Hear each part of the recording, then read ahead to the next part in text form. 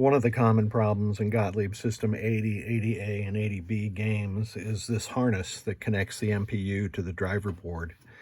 And the harness has two problems. One is that corrosion from the MPU on the MPU connector side leaks down into the harness and then corrodes these pins. And the other problem is that these pins, they just don't last forever.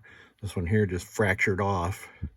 And then this one here is just bent down so much that it's not going to make a reliable connection. So we need to get rid of those, and we need to replace those with new pins.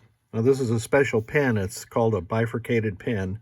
And my supplier for these used to be Ed at Great Plains Electronics, but he's out, and I don't know where you can get them other than Docent Electronics will supply the wires and the pins already crimped on there.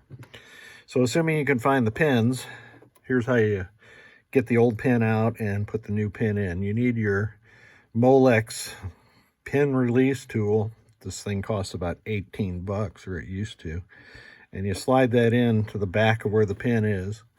And then if you're lucky, when you pull on the wire holding the pin, it'll slide right out. If you're not, you're going to have to fiddle with it a little bit more.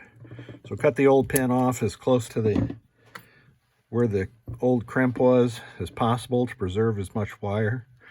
Strip back about 1/8 of an inch.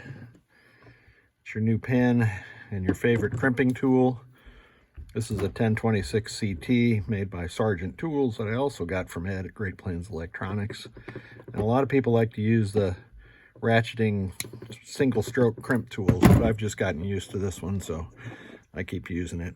And then the last thing to do is slide it back into the correct hole. And I do them one at a time to prevent myself from mixing up the wiring.